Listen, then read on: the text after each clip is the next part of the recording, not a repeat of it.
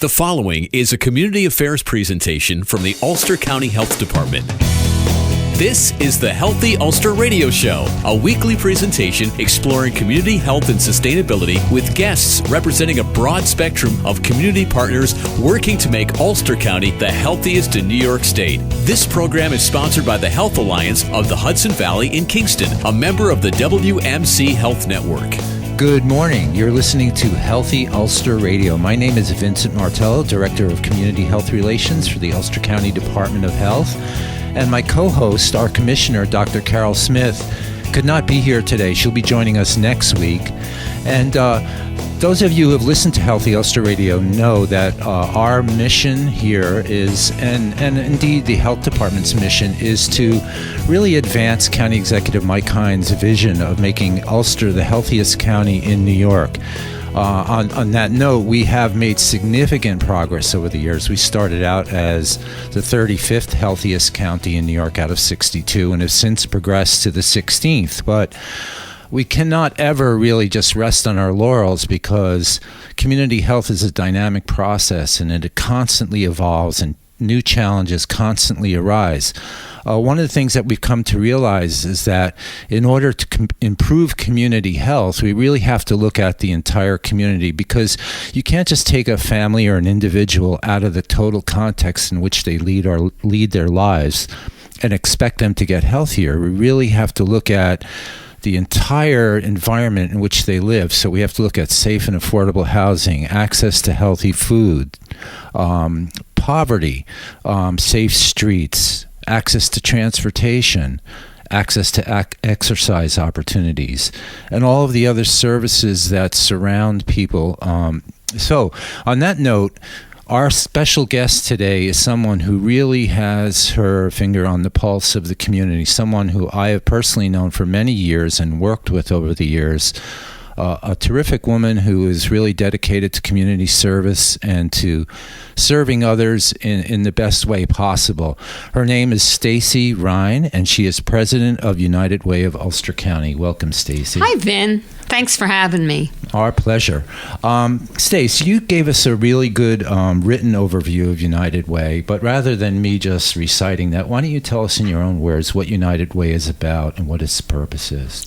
It's actually very simple. We have a long, drawn-out mission statement and a vision statement, but really the bottom line is the United Way is here to make sure that services are available to anyone who needs them. Services that will make them healthy and capable and financially secure and emotionally stable. And that's what we're here to do. And there are lots of resources that we support through funding, through our volunteers. There's lots of special initiatives that we have coordinated over the years and are doing presently to help ensure that every person in Ulster County has what they need to be healthy and lead a decent quality of life.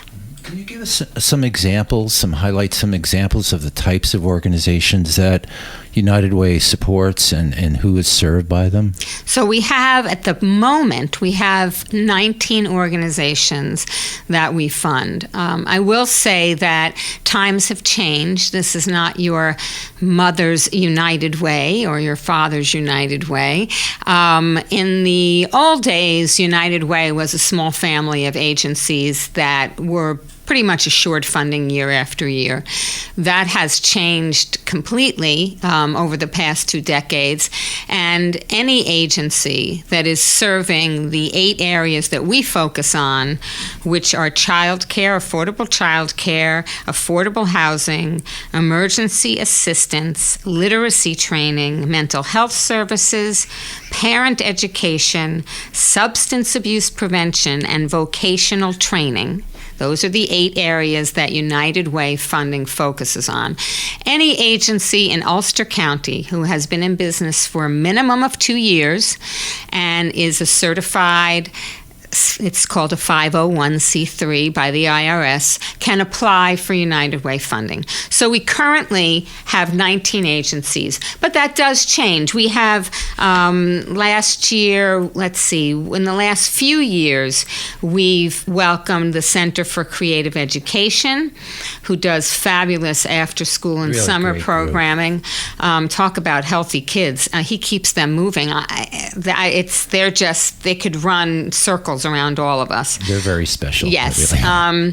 Court-appointed special advocates, CASA, and that's a program that provides support to children in the foster care system in an attempt to find them permanent housing. That's kind of new to our family. Jewish Family Services, which has a one-of-a-kind program in which they have social workers that go into the homes of people who are frail, elderly, and work with their caregivers and work with the patient to try to make sure they have the services that they need to stay out of a nursing home and to stay in their own home as long as possible. We have also added RUPCO, which most people know as the premier affordable housing agency. They needed funding for security deposits so that the people that they work with who are low income could obtain apartments. And believe it or not, there's really no other funding. There's no government funding available for security deposits. So somebody may have the money to afford first month's rent and now last month's rent. It's not like in the days when you and I were in our 20s and all you had to do was have first month's rent. Now you have to have first month's, last month's, and security deposit. And if you do the numbers, that can be $3,000 easily. For families. I mean, there was just a survey that asked, I think it was done among so-called middle-class Americans, if you had to come up with $400 for an emergency, would you have it available? And the overwhelming answer was no. Right. Let alone $3,000. Right. So they asked for a special fund. We've also enhanced that through a very important partnership with the Bruderhof community, and they give us a substantial grant annually, which I hope will continue, that is used primarily for that purpose. Another really wonderful group of people. A great just partner. Really terrific community partners. Tremendous community partner.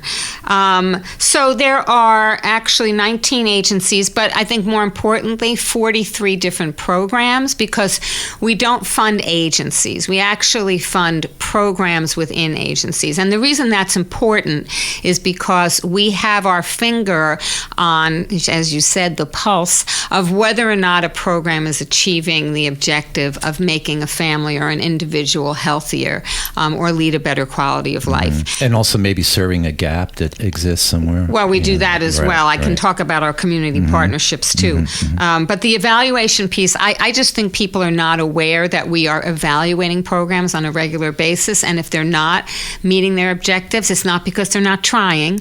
It can be due to staff turnover. It can be due to a lack of a grant that they hope to get.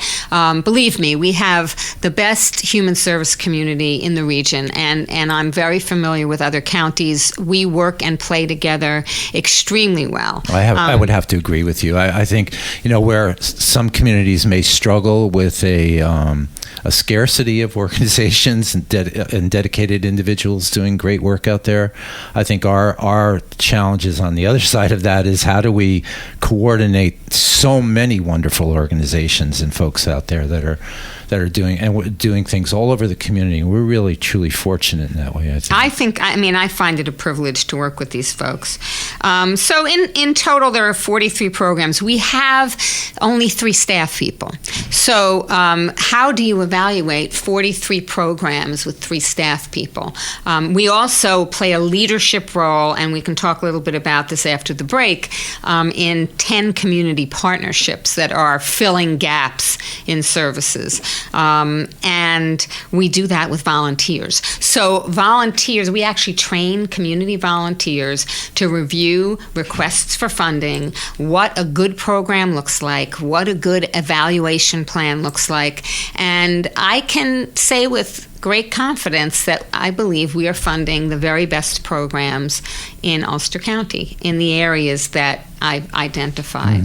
And no one less than Michael Berg, who your listeners may know as... he was a guest here too long ago. I'm sure he was. The executive director of Family of Woodstock, who's been there for some 30-odd years, has actually publicly stated that the evaluation process that the United Way of Ulster County uses is better than any other funder, because we don't go in as the police. We go in to really look at a program and see how we can make it a little better, Right. I was going to ask that because I noticed that among your credentials, you talk about helping organizations in grant writing and developing and providing technical expertise to strengthen their infrastructure and their capacity. Can you tell us a little bit about maybe some examples of how you do that? Well, so in terms of going out and doing an evaluation and looking at how a program is working, we had a program once that was serving 14 families. It was a program for families that had a mental health issue with the child, a serious mental health issue, and it was a respite program. It still exists today. And when we were doing our review, we came to find out that it was the same 14 families that were being served over years and years. And we questioned that, and we felt that was a problem. That so they weren't moving through they weren't really moving toward They were transitioning. What was happening was they were forming these very, I think, strong relationships with the families they were serving. And we had to, bring to their attention that there were many, many other families in need of this service.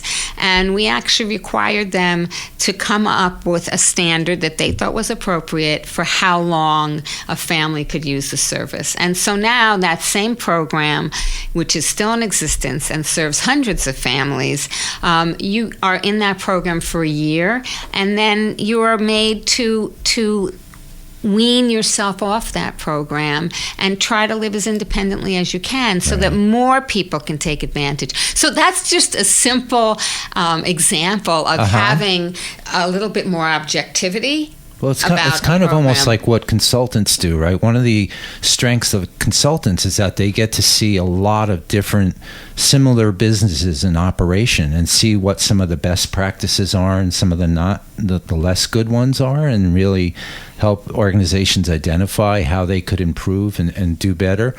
Just out of curiosity, do you ever say put community partners together that you think where there might be a synergistic relationship possible, where they could work together to help each other? Well, we do try to do that, and they do it among themselves.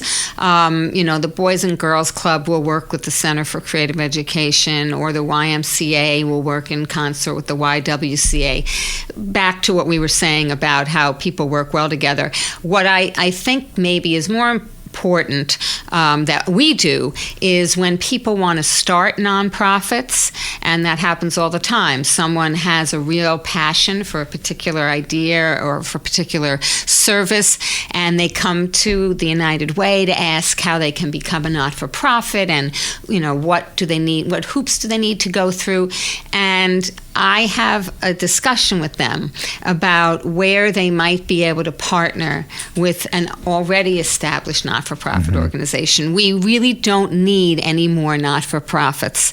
And there are so many that are so good in our community that I really try to steer people to work under the umbrella of a larger organization. Right. And it's really almost, the way that the health department has transitioned in some instances, where our role has become a connector of the dots, right? Because we have all these wonderful organizations doing great work out there, but one of the places where we haven't done as well is to really in communicating to one another and not duplicating efforts and really beginning to work together toward common goals. And I think that that's really important.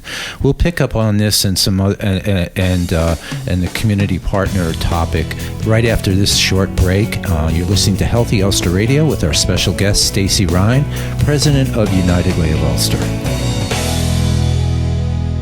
The excitement continues to build. The mission of Health Alliance is now made even stronger by our new partnership with the Westchester Medical Center Health Network. By combining a legacy of community-based care with WMC Health, we are building a stronger, healthier, and more vibrant community. We'll be collaborating to provide preventive, primary, specialty, and advanced care right here where you live, where we all live. Health Alliance and WMC Health, advancing care here. Visit hahv.org to learn more. Hello, welcome back to Healthy Ulster Radio. You're listening to a program with our special guest, Stacy Rein, who is president of United Way of Ulster County, someone who I've known for many years, who does great work out there and really interacts with so many of the organizations that are critical to improving community health in Ulster County. So, Stacy, you mentioned about fundraising for United Way. What is the basic advantage, and this is something I've always been curious about, what is the basic advantage of giving to United Way, say, versus giving directly to an organization? It's a great question, and the first thing I'll say is that United Way isn't for everybody, and yes, you did hear that correctly. There are wonderful not-for-profit agencies. United Way is a great charitable organization for somebody who wants to give one donation but isn't quite sure who is doing the best work in a particular area, that they want to help, but they don't really know the organization. Mm-hmm. So United Way is funding, 43 different programs in 8 different issue areas, as well as 10 community partnerships. So your one donation is really traveling throughout the county, helping infants all the way up to folks who have Alzheimer's. So that's probably the strongest motivation to give.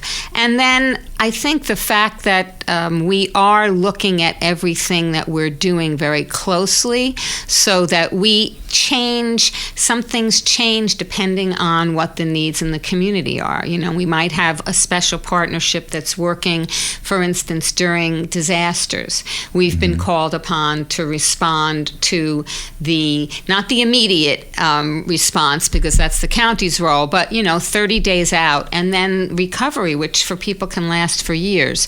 So that's something we've been called upon to do throughout the years, and have just recently established, about a year and a half ago, a disaster response and recovery committee, on which actually Ann Smoller from the Department of Public Health Preparedness is very involved. And there are other, Steve Peterson from Emergency Management, but also the faith-based community, not-for-profit community, and government, all are involved in trying to, and we are formulating a plan, so when the next quote-unquote weather disaster happens, we have a place to put animals. We know exactly where the shelters are going to be. We know who's going to staff those shelters. Right, so the continuity of that work is really critical. And I know that those of us who work in the human services and public health improvement fields have a hard time, keeping abreast of everything that's going on out there and who the organizations are. So having United Way be able to, in a sense, curate that and get that, and not only that, but constantly monitoring results and effectiveness, that's really going to give the person who wants to donate a reassurance that their money is going to be well invested, and that's really going to produce a desired result. I think that's exactly really right. critical. It's kind of like a mutual fund, with Health and Human Services. The other thing that I think people are unaware of is that all of their donations stays in Ulster County. That's great. Yeah, there seems to be some misunderstanding sometime about that, but I just want to assure everybody that every individual donation stays here in Ulster County, serving Ulster County, and our administrative costs are very low. We have 3 staff people. We have hundreds of volunteers who assist us, but our administrative overhead is really very, very small. It's at 5%. And we do that purposely. I mean, the 3 of us who work at the United Way we wake up every day with the intent of delivering as much service as possible to as many people as we can. Right. I remember reading the Attorney General's report, New York Attorney General's report, right, talking about study on charities, and a lot of the phone solicitations you get, which are ostensibly for local organizations, except when you ask them, are you the local organization or are you just a marketing company? oh, well, we're a marketing company. Well, how much out of every dollar does my fire department actually get? And sometimes it's 10 cents or 5 cents or 20 cents. But here, I think 95% of the money going right there to to the real need is really critical. So talk to us a little bit about how fundraising works, how the mechanism works. I know you have corporate, and then you have, I know at Ulster County we have an employee program. So tell me about that a little bit. Well, when I came, it was in 1994, and IBM was leaving, and I was well aware of that. I had a colleague who called me and said, "What the heck are you thinking?" But I was up for a challenge, and actually I think it demanded somebody who really had a tremendous passion for the work. And I'd been in the business for a very long time, in the provision of services business, not in the United Way business. So when we came and when I came and United Way left, IBM left, we were really had to rethink our strategy. So the workplace still is where the majority of our funding comes from, through payroll deduction, people giving $1 a week. If every working person gave $1 a week to the United Way, we would be a $10 million United Way. Wow. And we are so less than a cup of coffee, right, at Starbucks or any place, really. Yeah, we have something actually on our brochure materials. It's this bag of chips, for $1, and the bottle of water is now $2 a bottle. Yeah. And for that minimal amount of money, we could really be addressing all the needs. I can't tell you how wonderful it is when we got the Bruderhof grant, which was significant. For like 6 months, anybody who called who was income eligible, because you do have to show that there's no other way for you to access money before we use that fund, the Bruderhof Homelessness Prevention Fund, to be able to help people, to be able to say, yes, we can help you. Versus someone maybe not getting any help at all, or maybe waiting 6 months. I mean, that's the nature of human services. It is never fully funded. We're all operating on a shoestring. It's not a high priority, and never has been, and it probably never will be, which is why we exist. It's why the health department exists. Well, we know it's not, we look at it as, and I think the county executive has recognized this in his drive to make Ulster the healthiest county in New York, that working toward improving community health is not just a public health issue. It really is almost an economic development issue as much as it is health, because a healthier community across the board is a better place to raise a family, start a business, grow a business, relocate a business to. It reduces the tax burden. It's just, it's a strong, vibrant, sustainable community is really critical. And that's really the mission of the health department. That's the underlying cause of why we started Healthy Ulster Radio, is to really convey that message and let people know that, yes, there is something you can do. Maybe you can't invest your time. You might have a busy schedule, but everybody can come up with $1 a week, really. Well, that's how we feel. So that's the primary mode. We have special events. We started our Dancing with the Stars Ulster style, which has been a smashing success, thank goodness. And we've had the district attorney, and we had the mayor of Kingston, and next year we already have our list. We've asked Don Verity, but he just wasn't that interested. Station manager. I suspect Don is really one of those guys that's really a fabulous dancer, but just doesn't want to admit it. Yeah, Vin, perhaps you next year. But all kidding aside, that has raised about $25,000, which is quite good on a second year of a fundraiser. I'd say so. Yeah. Can I spend a few minutes talking about some of these community partnerships? Absolutely. Go right ahead. So some of the things gaps that we address IRS are we provide free tax preparation for low-wage workers, which is also a tremendous economic development engine. We brought in $250,000 into the county in refunds through these low-wage workers. It's all volunteer-driven. We have about 15 volunteers who are trained, not by me, but by the IRS, and we're up at the mall every Saturday in January and February. So that's people end up in tears of joy at this particular event. Not only is it money into the people's pockets who really need it and who are entitled to it, but that money gets circulated back into the local economy. They completely use it to address their basic needs. They buy groceries, they buy clothes, they buy fuel. It's all money that comes back into the community. We have a fuel oil donation program in partnership with Heritage Energy and Costco Paraco. Costco has changed its name to Paraco. And they gave out 2 years ago, when it was a terrible winter, 4,000 gallons of fuel they gave to us to donate to people who had already used their HEAP benefits. Those are people that are receiving assistance from the Department of Social Services. And a lot of the money went to people who were not eligible for HEAP. That's when housing fuel was costing $4 a gallon, and it was a very, very cold winter. Ironically, this past winter, we didn't even use 1,000 gallons. Right, you don't want people having to choose between buying enough food to eat for their families and staying warm. So that's been a tremendous program. I talked about the Ulster County Disaster Response and Recovery Committee.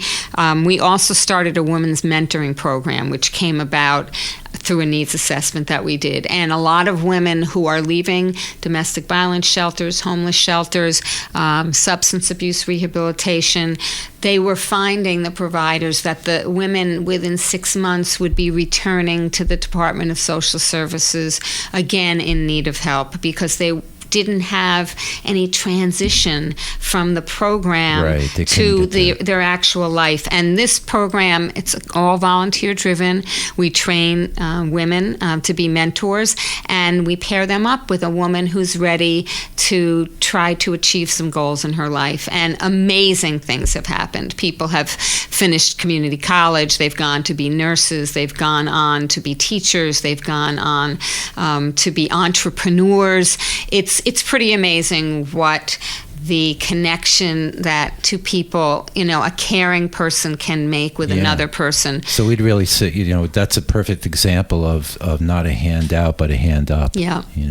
I mean, we once had a mentee, and her mentor gave her a book on cosmetology. She was interested in cosmetology, and the mentee said she'd never received a book from anyone, and she was 24 years old. Wow. And so it's those kinds of stories and those kinds of folks who have been dealt a lousy hand, frankly, in a lot of cases. These are adults who grew up in very dysfunctional homes through no fault of their own, with, a drug addict as a mom and a dad absent. These things, they are real, and they're under the radar, but they're real, they're there, and there are people struggling. And then, those are really some of the more severe examples, I would say. But also this last fiscal crisis, as we discussed before the show, really challenged a lot of people who hadn't faced those challenges before. Middle class families who were making ends meet, maybe, here and but then that found themselves really struggling, or seniors that perhaps had worked a lifetime, to be in their communities and build businesses and raise families, all of a sudden confronting, that challenge of, can I pay my taxes, buy my fuel and buy food as well, and take care of my medical, so, it's really there, but for the grace of God go I, Absolutely. And that's really what we have to understand, that, we're all as a community, we're all in this together. And if we're not helping one another, and we're not ensuring that we all can thrive and and sustain ourselves, we really need to do better, and this is a great way to do it. So, Stacy, So tell us, if someone is really interested in getting more involved or learning more, getting personally involved, aside from donating or, say, volunteering, tell us what they can do. Where do they go to find that information? I think our website is the best, and it's very easy to remember. It's just ulsterunitedway.org, and you'll find out everything you want to know. I'm always available to talk to folks, but I think they'll get a broader picture of all of the things that we do and how we work and what we're supporting if they go to ulsterunitedway.org. Right. And if you own a business, get in touch with Stacy ASAP. If you work at a business where your employer has a relationship with United Way, please, $1 a week. Everybody can do it.